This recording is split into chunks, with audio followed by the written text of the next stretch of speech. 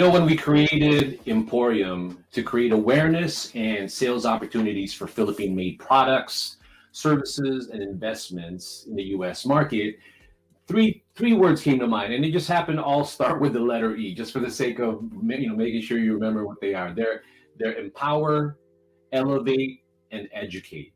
Okay, so with that being said, we also try to think we can be entertaining also. So with that being said, let me go ahead and move on with my analogy or my acronyms. Okay, so in this episode of the Emporium Masterclass, we're going to try to educate you on an amazing or a unique business opportunity.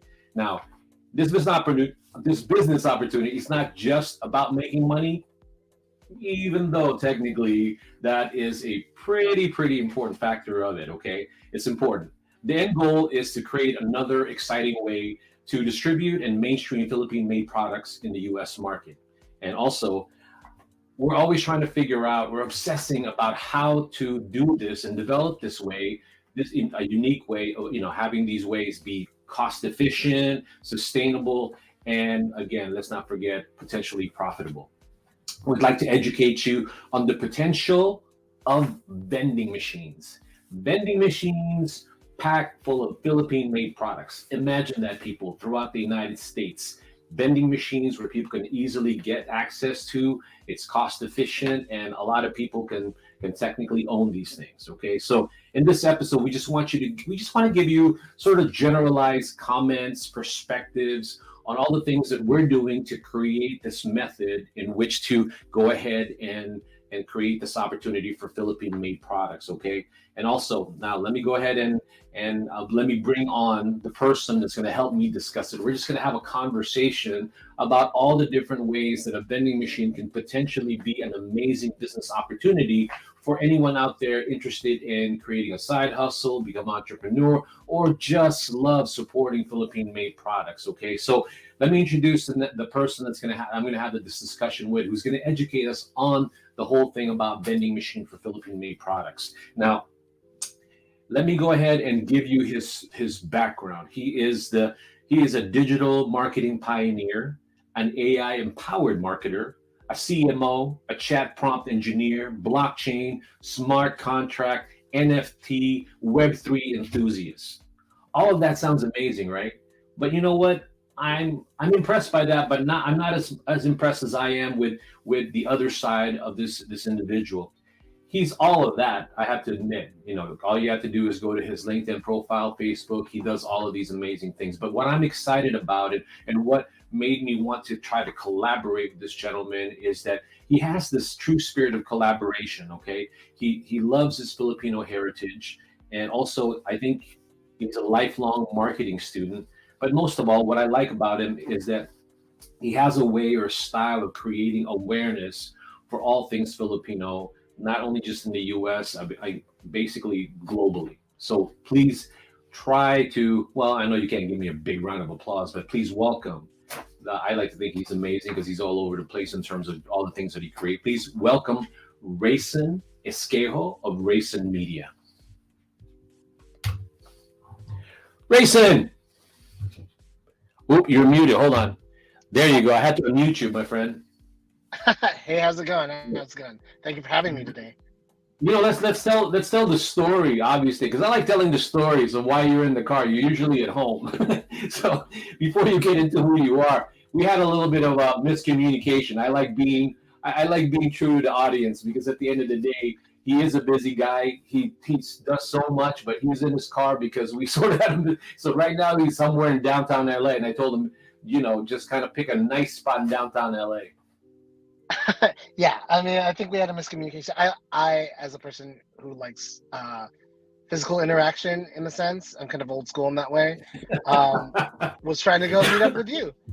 Unfortunately, right? He was actually going to try to go.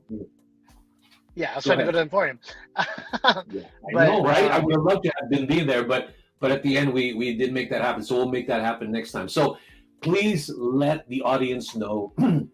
I kind of already prepped you as far as the amazingness of the things that you do, my friend. So go ahead and tell them a little bit about Rayson Esquejo, the man, and then Rayson Esquejo, the creator of Rayson Media and all That what's is amazing about what you do.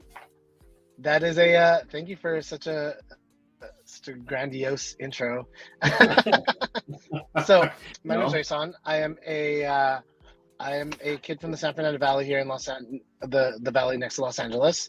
Um, I am a digital kind of like resident in the sense.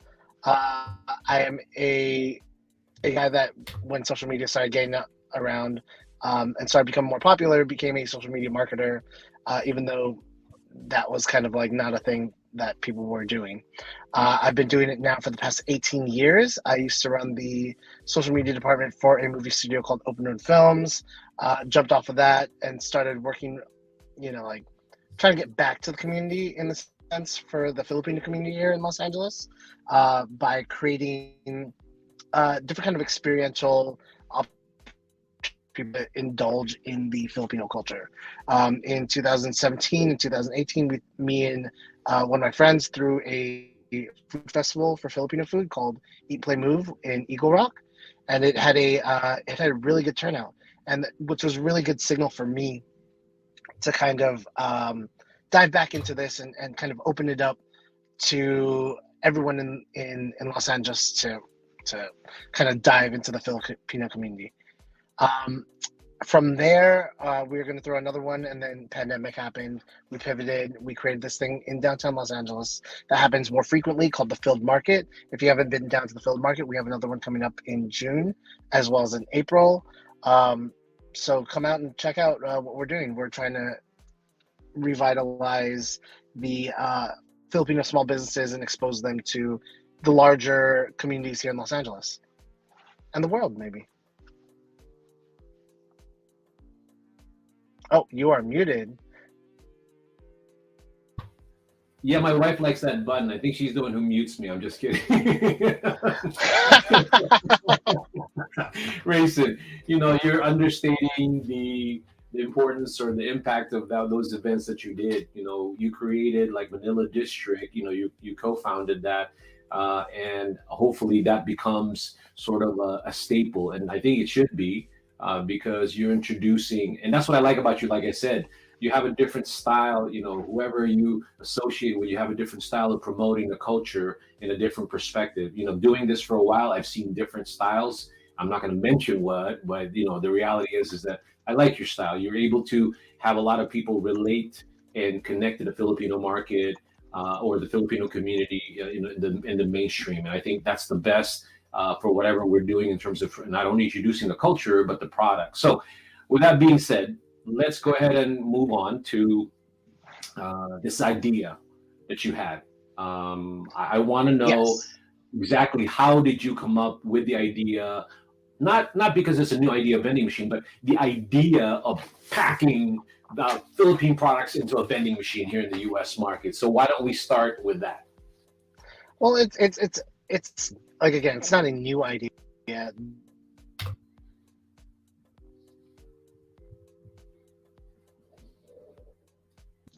Well, it looked like Am we I still lost there? Rayson. There you go. Okay, we Okay, lost you. there we go. Okay, go ahead. Okay, take three.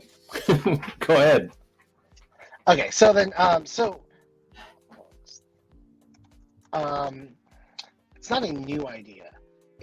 I've always been a fan of kind of taking things that are old and bringing them new, or taking a twist to it. And the vending machines are kind of in that same vein.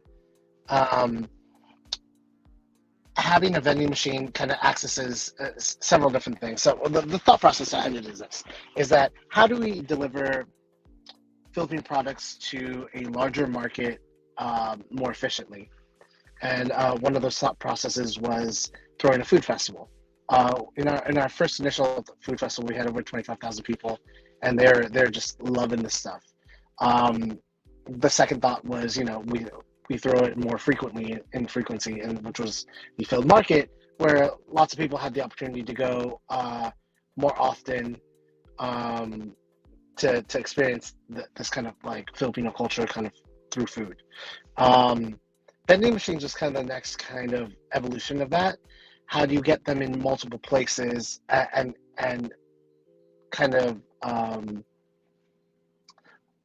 thirst the quench for Filipino kind of products without having to spread too thin and like open a bunch of stores or groceries and such like that, or like mini markets. Vending machines are kind of that. So yeah, that was the that was basically the thought process behind that.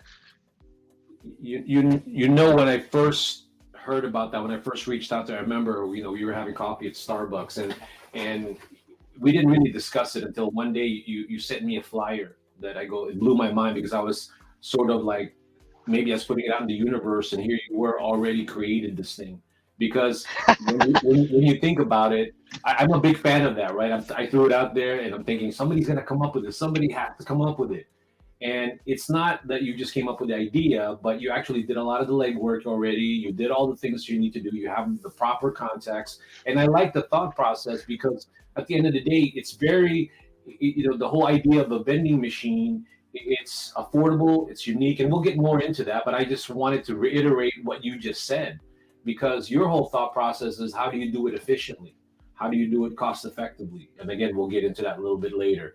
But I see that, and the potential for it is staggering. Vending machine in general, in general, it's not a new idea, but I think vending machine as a machine has progressed in different ways to interact with the purchaser, but also it's what you put in there. Because I've been hearing a lot of different things being used by a vending machine. I've heard of art being put in vending machine. I've heard of women's products being put in vending machines, and they're all. I've heard plants and seeds that you can plant with. So you buy things from here and use it to plant, like as a green initiative.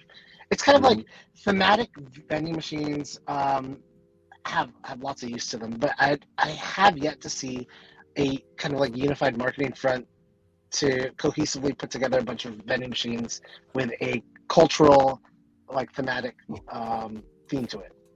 Yeah, I think that's the beauty of it. Just like all of the things that you've done, you've always put the culture in there and always have an eye on that component. I like it, with everything that you've done. So this one is no different, because it's one thing to have the vending machine, but you're uplifting and giving more opportunity for Philippine-made products.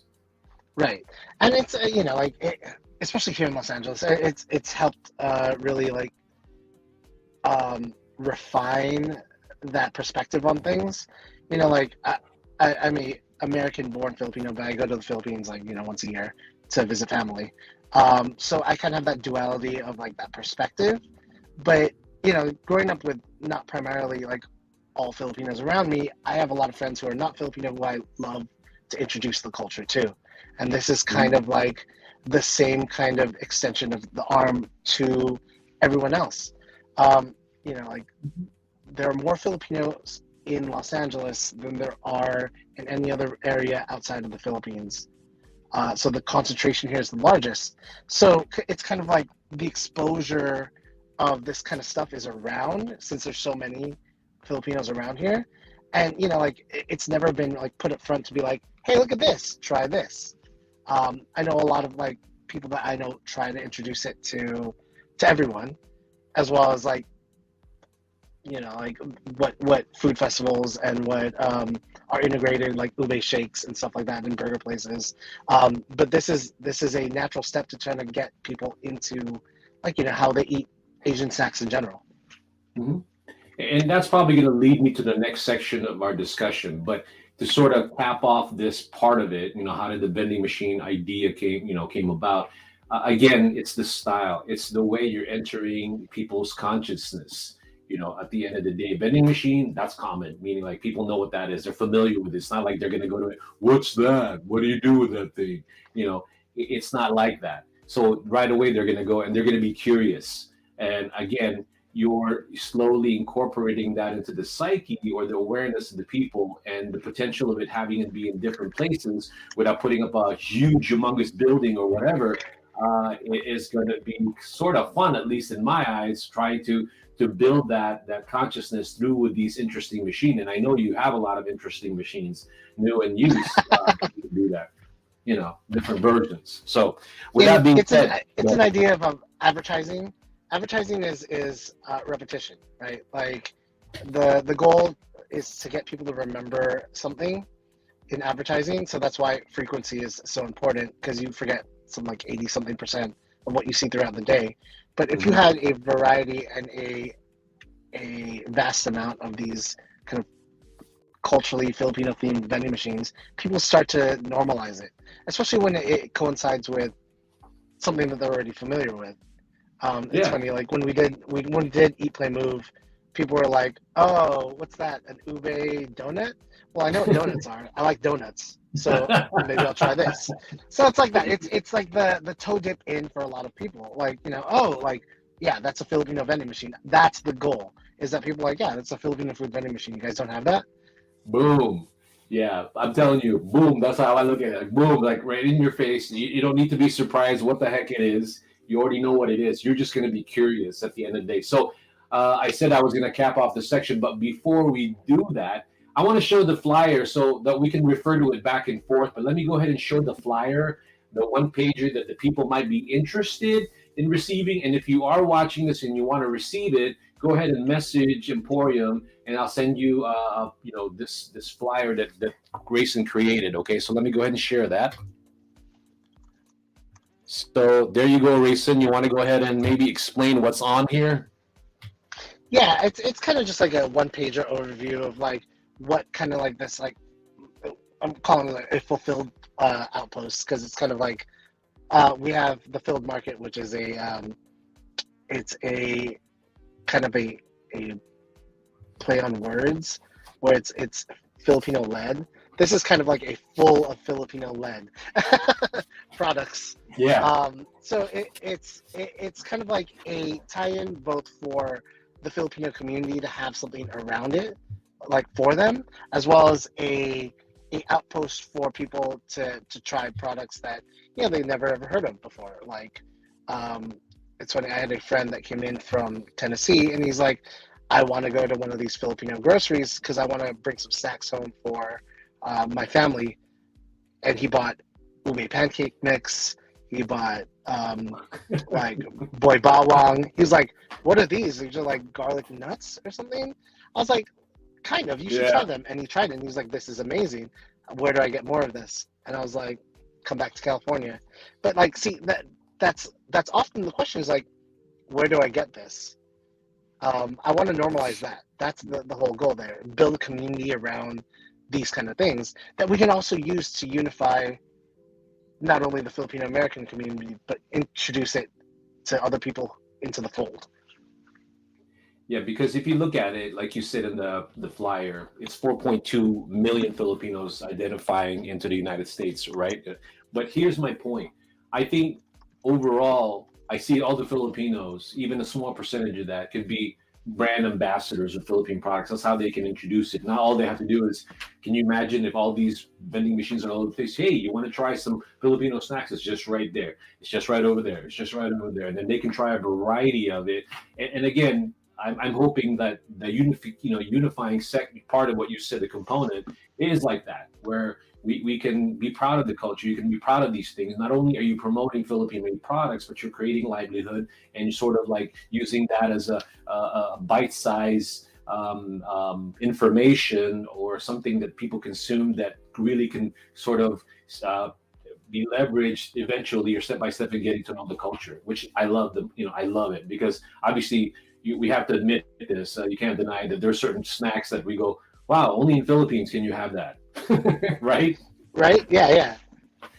Yeah, and that's the part that I like the most. So here again, if you're interested in this flyer, it talks a little bit about revenue generation, and we'll talk a little bit about that later in my question to Rayson. But for now, let's go back to the next question at hand that I wanted to ask Rayson. Give us some, let's talk about, we talked about the products, but what about the potential in general? Because I actually did some research on it, and maybe you had some, and maybe you have some numbers, and I can just supplement it. But as far as international snacks, other than the fact that, like I just said, Filipinos can be brand ambassadors for these products, but in general, have you done any sort of research, even on the surface, about international snacks and brands? I mean, international snacks and beverages. Yeah, I mean, like I said, there's a growing demand for these kind of things. The whole In the past couple of years, that whole Filipino food movement has really raised awareness for these kind of products. Um, you can tell because larger companies are starting to penetrate the market. You have like duck egg flavored chips that are starting to pop up in supermarkets, and these are things that you wouldn't normally are not a normally common palate type flavor. Hmm. And they're starting to penetrate the market, and obviously because the data is there. Just piggybacking off of the data that other people are using to gauge the market. It's funny. It's kind of like it's the Burger King tactic. Have you ever heard of the Burger King tactic? No, It's please. I'm hungry too. It's lunchtime, so go ahead and tell me about the Burger King it's tactic. Burger Kings pop up wherever there are McDonald's, and Burger King does that specifically. Supposedly specifically because it's McDonald's does all the research of where they would be successful, and Burger King just follows that to Wow. instead of looking for the trends, like they follow whatever the trend that McDonald's has paid lots of money to find out. And the fact that the visibility of like international snacks in groceries across the United States, or especially here in Los Angeles, uh, lets me know that there are people wanting this stuff outside of the Filipino community or the growing population of the Asian Americans wanting to try this. Mhm. No, I agree. A lot of the potential. I actually tried to use a couple of, Google some of the information regarding international snacks. So if you humor me, and for the audience to just like listen to stats, I'm just trying to reiterate what Rayson said. So let me go ahead and read what I read in the internet. According to a report by Grand New Research, the U.S. market for international snacks and beverage was valued at 44.3 billion in 2020 and is expected to grow at a compound annual growth rate of 5.5% from 2021 to 2028. And the demand for international snacks and beverages in the US market is driven by several factors: increasing consumer interest in diverse and exotic food products, just like what Rayson said, rising health concerns leading to demand for healthier snack options, and then the growth of e commerce platforms for facilitating the easy availability of international snacks and beverages. And now we can add the vending machine to it, right? Yeah. As well as like like the median income in Los Angeles alone for Filipino Americans is about $80,000. Across the United States, the median income for Filipino Americans per 2019 was $92,000. I think it was. That's higher than the average general income in the United States for 68,000. So there's buying power behind like wanting these kind of products. It's probably why they're penetrating the market because they're trying to capitalize on like people with money. Yeah, I mean, obviously, I think during the pandemic there was a surge of people wanting to try different things, right? Because Yeah, they're at home, they're trying all these different snacks, and like I said, there are some silver linings to the pandemic. Obviously, I'm not going to ignore all the other stuff that wasn't so great, but um, at the end, those are the things that expose different things to the consumer, and I hope that it does continue and people will look into it. So, but now I'm thinking we're doing a little bit of prognosticating here, Rayson. But let me go ahead and let's pretend we are prognosticators. But at the end, I keep thinking to myself, now that people are always out, you know, so that is probably the best thing for a vending machine to be out there. Not only is easy accessible. I mean, I know you could order a lot of these things online and stuff like that, the yeah, products, right? But nothing beats where if you can even make a campaign where like find Waldo, like an old thing, where on, like where's the nearest vending machine for Philippine-made products, then you can even make a campaign of where they are so people can visit it, because especially if you put them in the right spots, right? yeah. People want. I mean, like I definitely there's signals that people are kind of burnt out from doing the online ordering for food. That people are out looking for experiences, right? It doesn't have to be like bungee jumping, but they want micro experiences, which I Yeah, think vending machines, um, again, with a unified marketing campaign to kind of like tie them all together, it's kind of an experience in itself. And I yeah. think a lot of people are craving that, especially from being locked down for a couple of years. And this is not something that's like crazy. It's not a giant food festival where it might be a little bit overwhelming. This is kind of like a micro experience that, you can kind of dive into. Yeah, that, like you said, every time you say something about experience, I keep thinking the vending machine. I'm sure there are a lot of vending machines, and I think you've already mentioned some of them to me where you can even interact with the user of it and you can do videos and things of that nature. So, in a way, the vending machine itself could even actually be entertaining, but at the same time, like I said, it's like you're taking if eventually you see all these vending machines all over the place that are Filipino products, then, or any other product really, then you're taking them along to your whatever experience you have. It's you're right there, you're bringing it along. Yes, you can go to a store, but like I said, it's a different experience when you all of a sudden, boom, it's just right there. You don't have to wait in line to buy it. It's easy, as long as the machine is you can easily buy it. It's structured that way. I think that's the best way to create the products, and in this case, Philippine product awareness for all that matter, in terms of trying to bring that into strategic places. So, Yeah, any also other? frequency and like kind of like of where vending machines can be placed. So like if I wanted to grab something like a Asian American or Filipino American snack or Filipino snack, I'd have to go to a Island Pacific or a Seafood City or a 99 Ranch or a Asian type grocery, right? If I wanted the full variety of that, I mean, I could grab some little things from Bonds or something. But if I wanted a full variety, I'd have to go to find a grocery. Ideally, this kind of idea would place these kind of snacks in more frequency in areas that might not have accessibility to those kind of groceries. Yeah.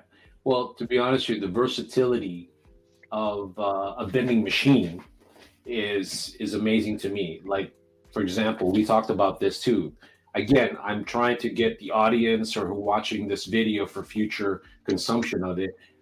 Think about the fact that you can actually put these vending machines even in a grocery store and use it some sort of an incubation of products, because from my experience, there's a lot of using Island Pacific and Seafood City. If you're watching this, okay, if you don't want to commit to a Filipino product and just see how well it could possibly do, and if you buy a big amount, you can just put one of these suckers in your lobby or wherever in the entrance and see what the people will think and if they buy it.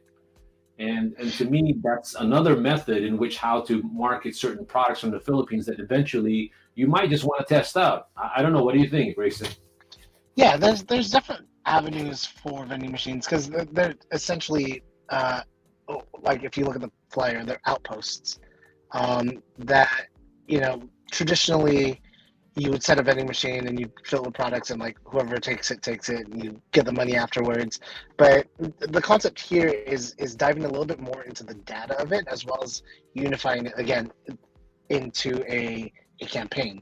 So there's opportunities for product research from these vending machines. There's marketing opportunities because they're essentially kind of like billboards with products that are available for tasting, which is for a lot of product brands, sampling is the core of their brand, right? Yes. How many times have you gotten free Red Bull from a place? And that's built into the market research of Red Bull.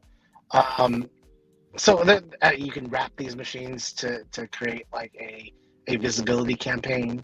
There's tons that can be done as long as there is an abundance of them. No, there is, and while you're talking, my brain is all over the place. Okay, so one of the things that I also want to bring out is that having this journey with Emporium and finding suppliers for products, now I'm able to even consult with the Philippine manufacturers about how to possibly package their product depending on where they want to go. Because from a Philippine manufacturer standpoint, they're always concerned about the cost.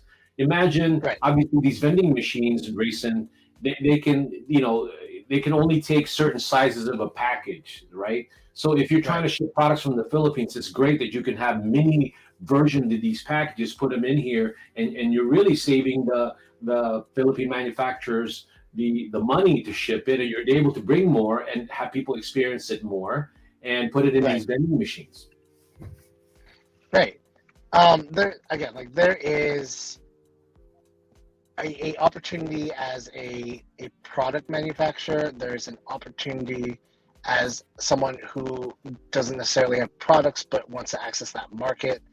There is an opportunity for, if in that sense, for visibility. There's an opportunity for people who want to open these, like collaborate and purchase one of these vending machines to have a micro business that is low kind of low involvement in the sense, like, Yeah. so there's Well, yeah. what we could do is we could go more into that. I'll close off this segment of it about international demand for international snacks. What we wanted to just establish there is the fact that our intentions with these products is to create opportunities for Philippine-made products, and most of them are obviously going to be snacks. That there is definitely a demand. So if you're Right. watching this and you're thinking about it, there's not a question of whether snacks will be bought or considered, because they will be. It's just a matter of, just like in anything else, you have to sort of maybe pick and choose what you think might be, and you can experiment. Again, experimenting in a sense that it doesn't cost a lot of money, even if you make a mistake, so to speak, about maybe you Right. thought this product might sell, right? Right. Like it's again, the toe tip in there. Yeah. All right. So with that being said, let's go on to the next question. You might have answered it, but I just wanted to continue with it. The next question that I wanted to ask you is that, for this type of business, if I'm thinking about, um, you know, I want to have my own business. I want to have a side hustle. I want to promote social, Philippine-made products. You might have already touched on it, but let's elaborate more. What do you think is the potential of this for anyone who wants to do that side hustle, wants to maybe do a full-on business? Maybe we can get into the aspect of, how can you make it successful? What's the ins and outs of it? Maybe that's the part where we need to dive into a little bit about, in regards to this question. So, what are your thoughts on that? Yeah. So I mean, I've started businesses since I was like 16, and I know there was a lot to get into. And even like business owners now, I work with a lot of them on the Rayson media marketing side, and there's a lot. When you start a business, you have to think about um, like product or inventory. You have to think of real estate. You have to think of marketing. You have to think of like sustainability. Um, and this is kind of like a micro business in itself. Like if you can supply a location, having one of these machines is basically, it runs itself. Like the marketing would be supported by a community of people who own these, as well as like the online presence that we're building for this, as well as the products would be that are accessible. You wouldn't have to source the products because um, for people who have these vending machines, as an opportunity for them, you have access to a catalog of these products that you can pick and choose to have in whichever vending machine that you have, as well as like having a support background for getting these machines to a place. The logistics for getting the machine and sourcing it and putting it in place are already done. I've established relationships with a couple of businesses that would help get these machines wrapped, get them already like prepped with like the ability to accept Venmo or credit cards or cash and coin, whichever you'd like to that, and having it delivered to wherever you need it delivered. So basically, it's a one-stop shop. You get it, you buy into it, you have a location for it, it gets delivered and set up and marketed for you. Obviously, additional marketing for that would benefit you, or whatever products you want to feature. You can feature specific products in there, but this is kind of like the easiest side hustle to get into. That's kind of low maintenance. Yeah. Yeah, I agree. A lot of the things that researching it and all our past conversation led me to this conclusion that, you may find it to be where you can make it a full-time gig, okay, or you can do it as a side hustle without having to leave your day job, as they say, because Yeah. like the way he just described it. And third, you're the aspect of supporting Philippine products probably has to be somewhat strong because, like I said, that's the twist to the vending machine that we're trying to, or the opportunity that we're trying to promote on the show. Because at the end of the day, yes, you have to have a little bit of that in you in terms of promoting and helping support, maybe create opportunities, I should say, for livelihood in the Philippines also. Because, to be more specific, I sort of did a little bit more, obviously. I want to just deliver some of these points that I read. Obviously, when it comes to if a vending machine is profitable, it could be. I mean, I don't want to throw out numbers, but at the end, you're going to have to because on a regular basis, we're talking about a small scale for one machine. Okay, so you have to Mhm. think of it as a lot of machines to make X amount of dollars. But I think what's the average? I think from what I understood was that the per week it could generate anywhere from $100 to $200, depending on your location. Again, all of that is in, depending on where you're located and what's your stock in there. So a lot of these factors are there. So that's why I wanted to ask you, as far as what do you think about numbers and anything that you could possibly throw out to the people without them going, well, but you told me it's going to give me this much, that kind of thing. Yeah, I mean, the in any type of business, you have to have like a business caution net, right? Like we throw field markets every quarterly, um, and we get vendors asking like, oh, how much am I expected to make at these things? As a business person, you have to understand that there are losses, there are wins, there are potential like bumps there. But I mean, like what you can rely on and what hard metrics you can kind of lean back on is the marketing support there, Mhm. which like is A grade marketing support. So like for an opportunity like this, you get me personally backing the marketing, which like I have I understand the market from a marketing perspective, as I've done dozens of these projects, both with personal projects as well as I've done projects with like ABCBN and other kind of like niche Filipino American brands. But Mhm. yeah, you will get like I think, the number will vary depending on the location, but the marketing support will help drive to those locations, which is also an opportunity yeah, for what this location is. Like if you have a small store, for example, and you're trying to get more traffic to that store, this can also help bolster that. yeah. At the end, the thing that I just wanted to mention to the audience is that the things that you've already done, people who may be watching are thinking, oh, maybe I'll start it, whatever. You don't technically have to, because when it came to what Rayson came up with, the idea of the vending machine, he's already sort of have his playbook, so to speak, regarding the best way he could present this to potential investors, buyers, or supporters. Is that he's already taken care of how to figure out the location, where, product selections, right, pricing. Mhm. Those are the things, and then the operating costs. He's got those numbers, and then the technology.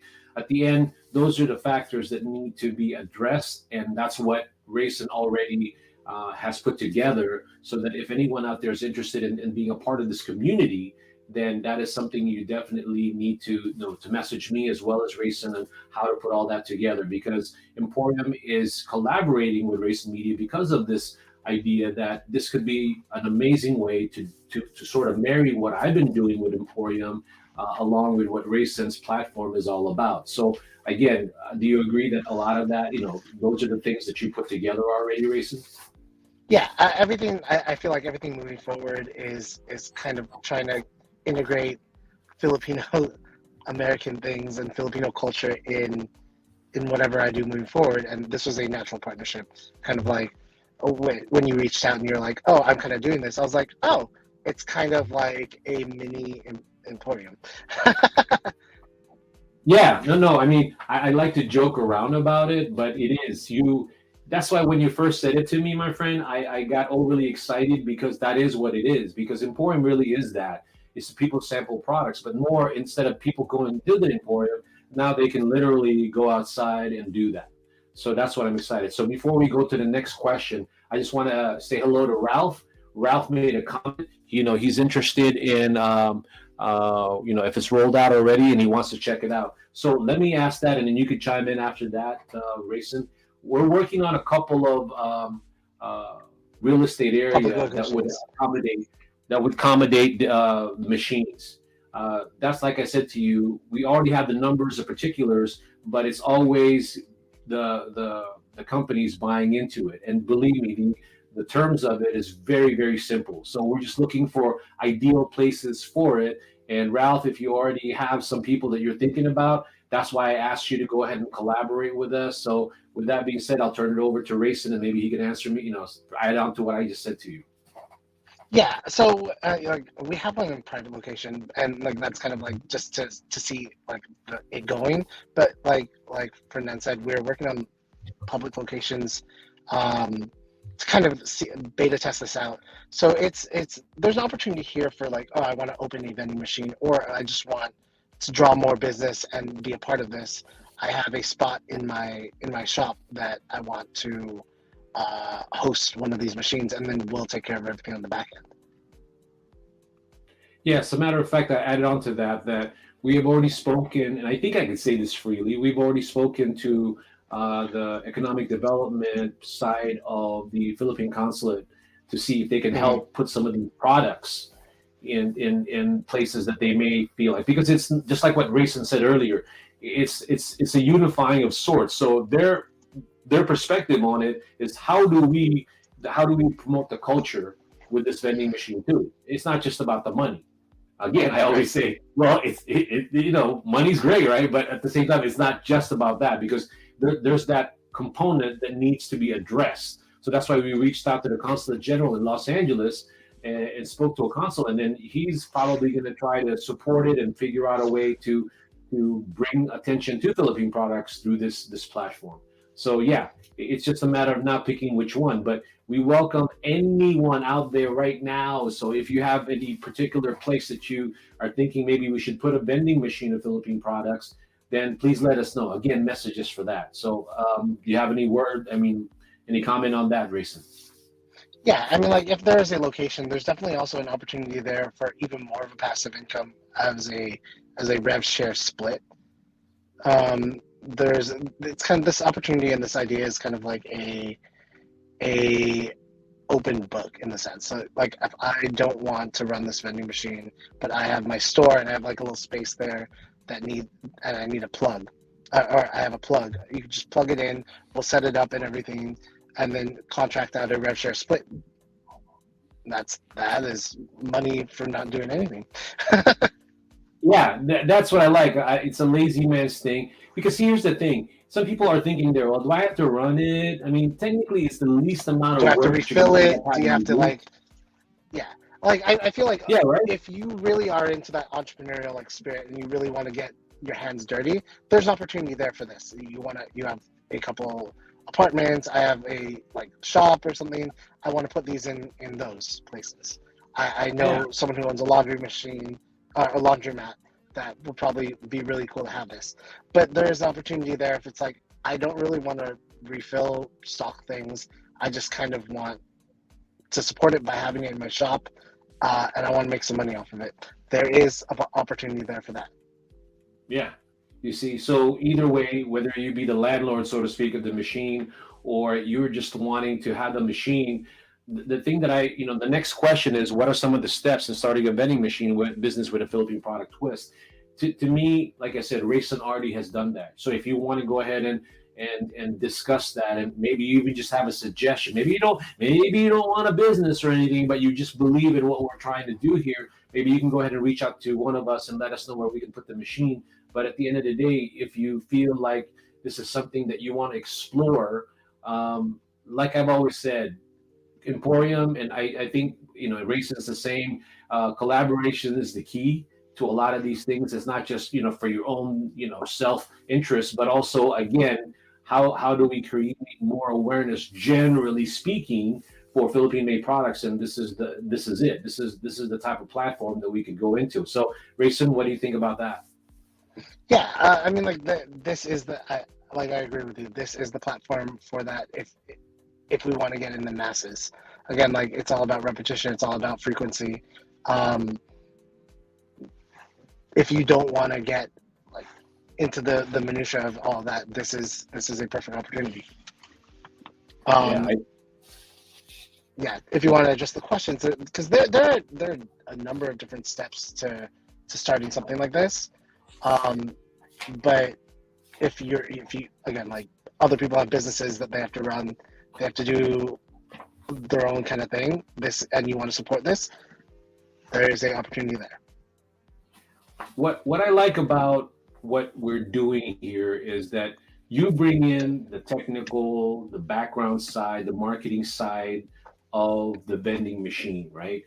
And I like to think what Emporium brings to the table is a little bit of that, not as much as you, of course, not as much as Rayson Media, but the sourcing, of products, whether you get them directly from the Philippines or you get them to a distributor.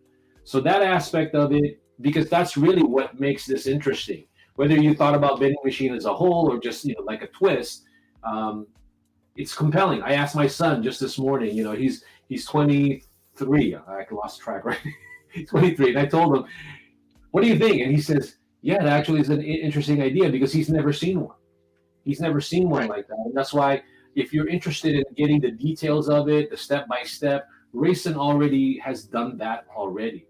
So if you're interested in getting more and maybe finding getting the deck for the idea, please reach out to Emporium as well as Rayson, and we'd be more than happy to send that out to you. So again, the data about how to put together the business, imagine how and then help create awareness. He has all of that. So Yeah. if okay, I thought you were going to say something else, man. All right, now the last part of it, going back to the cultural side, I sort of want to bring across a couple of points, right? Because we have another 13 minutes, and I'm not going to do Filipino time, so we're going to cut off at exactly at 1. I'm excited because, from my perspective, this is a great way to collaborate with Rayson because, again, that's why we're doing this show, and we're probably going to do more to get more into details of the money aspect of it, the cultural aspect of these things about the vending machine, right?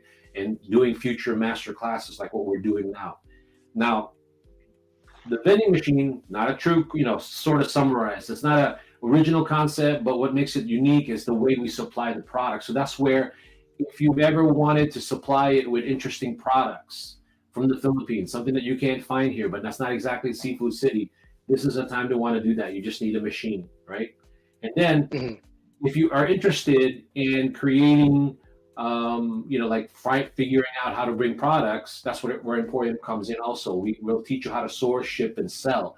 Selling is Rayson's part. So I'm going to let him speak a little bit about that. Again, just maybe reiterate what he's already probably said. But Rayson, that's probably why I want to just explain to everybody why Emporium and Rayson Media are working together to do this. Yeah. So there is we have like based off of all the things that like we've done in the past, we've got a whole lot of data on this market. Um, the application of the data is limitless, but the physical application of it for people to engage with the product is what Emporium is Emporium's like kind of supplying on that end. Um, we can create an outlet and marketing and drive sales, but like there has to be something that they're buying. Yeah, And yeah, like getting the products that people want is a whole nother side of the business, which Emporium supplies. yeah. So like in this collaboration, you kind of get the best of both worlds. You have the data for the sales that drive the sales of this, and the marketing for that, um, and the products that people want. Yeah. To me, my biggest challenge so far, my journey with Emporium is that always having certain events, right? That's how I promote the products. And calling on food brokers and distributors to try the product. At the end of the day, when again, reiterating why I'm excited is because it's one of those platforms that one, the Philippine manufacturers doesn't have to send a bunch of products.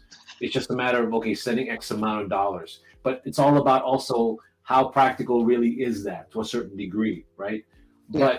But to me, it's like creating a different mindset for them, which I'm hoping that they all buy into when I talk to them and wanting to become a part of this vending machine because of the easy access into shipping it and then storing it and putting it on there. That's probably one Yeah. of the things that I want to re-emphasize over and over, that you could literally do all that. And then Rayson, again, with this idea and all, because that's a big component. It's one thing to source and ship products into the U.S., but that's another component that just needs to have more attention being given to it, just like what Rayson has done for this vending machine project. Right. And it's from a product standpoint. So like trying to market one product is hard because you have to, like you can't diversify. If you have one product, you can't diversify it as much. Doing something like this adds diversity of market to the exposure of whatever the product is, because you're kind of like in a thematic zone, so people are visiting these things because they want a certain flavor, but you're alongside other brands that kind of cohabitate with your brand. So you're getting the exposure. Like, so like I wanted to go and grab some boy bawang, but oh, I didn't know this is that. I want to try that too. So it's kind of like you have the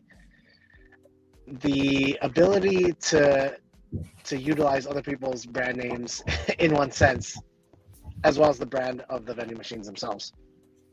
Correct. I think overall, Rayson, is that if or when all of these vending machines are in play, I sort of joked around with you a little bit, but I'm partly serious that I think this could be the disconnect of introducing Philippine-made products, and I was thinking of it like a pasalubong center, because what I mean by that is that there's a lot of people who are what exciting when you go to social media. A lot of people go into the Philippines. They come back, they're all excited. They go, I want to go back. I want to do this.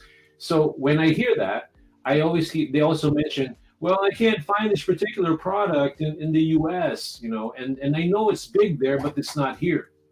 So technically now you have Philippine manufacturers who may want to consider this is a play for Philippine manufacturers. There's a play for you to want to bring those products here, because sometimes some of these major retailers may not dig it yet, or they don't see the potential yet. But they would love this product that they discovered in the Philippines, but they can't find it here, and now they can have it here. So all of these other products, in certain areas, of course, but obviously as it grows, you're going to have more access to where they can put these products and have easy access to it. And that's what excites me in terms of the availability. Just like you said, let's not make people work too hard to find the product. You got social media, you got e-commerce, now you got physically something like a vending machine that could be a good percentage of your marketing campaign or your distribution channel. How much, I don't know yet. I'm not going to prognosticate on how much you're going to be able to sell through the machine, because in the end, that's another data that we were probably going to go after and trying to figure out what is that, if especially for an exported product or an imported product. Right. So to me, if you're still watching out there and you want to understand more about what we're trying to do with the vending machine, please reach out to Rayson. He's on LinkedIn, social media, or me, because at the end of the day, we're the one who's constantly promoting it. Rayson has agreed that he's going to be the one who's sort of like, making sure that we have all the numbers and have all the different ways that we can market the product. Again, you've just been listening to Rayson Esquejo of Rayson Media and us here at the Emporium Masterclass. We're almost at the end of the hour here. And again, we've been talking about a business opportunity, maybe just joining a community and trying to promote Philippine-made products in the U.S. market. Because as Emporium, Rayson will reiterate again why he's doing what he's doing with us. We're always trying to figure out how do you cost efficiently, sustainably bring and create awareness and sales opportunities for Philippine-made products here. And I think this could be the winner from the perspective of the ease of doing it. Maybe in small steps, baby steps, but I think overall, if you're Philippine manufacturers watching it, unless you've got you got buku, you've got like coming out of your ear in marketing funds, this is probably the best way right now to test the waters and see what your product will be like. Obviously, with the help of Rayson Media to market the machines, that your products are in there. So those are the things that you've been listening to, what we've been trying to put together. And again, we welcome any sort of questions or inquiries about the vending machine. But please also stay tuned to future master classes of Emporium that just delves into this, because I know I try not to do it every week or even other 2 weeks because I know Rayson's busy. But I will continue to market the product. We'll have him on again, but maybe we'll get more into details. Maybe the next one will be about where the actual machines are now and how they're doing, kind of thing. But maybe we'll talk about the money aspect of it and all the numbers that he's accumulated. So, Rayson, do you have anything that you want to add on to that?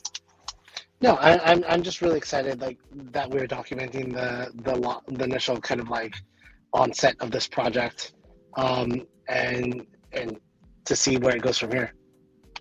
Yeah. I love it. That's why I told you earlier. I think the reason why we're doing it is just to make sure that we have it. But people who are listening to it, we want to collaborate with other people. We definitely do, because this is a big task.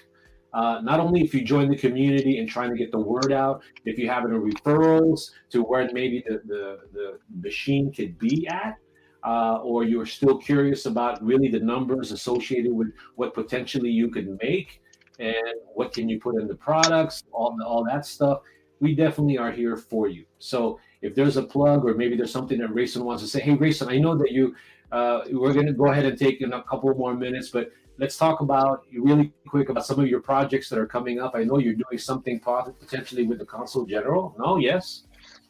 Yeah. So we're collaborating with the Philippine Consulate to throw a field market out in historic Filipino town in June. We have a AAPI month, Filipino Food Month event in our area of downtown LA. We deemed as the Manila district, coming up in the end of April. So definitely stay tuned. There's lots of Filipino-ness going on. Oh yeah, definitely a lot of Filipinos, my friend, and I'm looking forward to it. I'm looking forward to continuously promoting the vending machine project with you, and possibly even more stuff. Because again, you just have to Google Rayson, Manila District. You'll see exactly the style in which how he does it, along with his other associates, and pretty much it. So with that being said, I'm probably gonna say goodbye here. Again, thank you for being on the Emporium Masterclass, Rayson. I appreciate you inviting me on here. Oh no, man. Again, thank you for being cool with the misunderstandings. But at least you got to go to downtown LA, bro. Maybe you can pick up something for home on your way back. Yeah, I know. I'm sure there's no traffic if you go out right now. But with that being said, thank you everyone for being a part of the Emporium Masterclass. Please make sure to watch tomorrow, because we're having SP Retiring Style. She's going to be talking about Philippine real estate and as well as U.S. real estate, how to buy both, not necessarily at the same time, but how to do that. So again, as part of our special edition of Live at the Emporium, we're going to have that tomorrow. So with that being said, thank you so much for watching. You guys take care.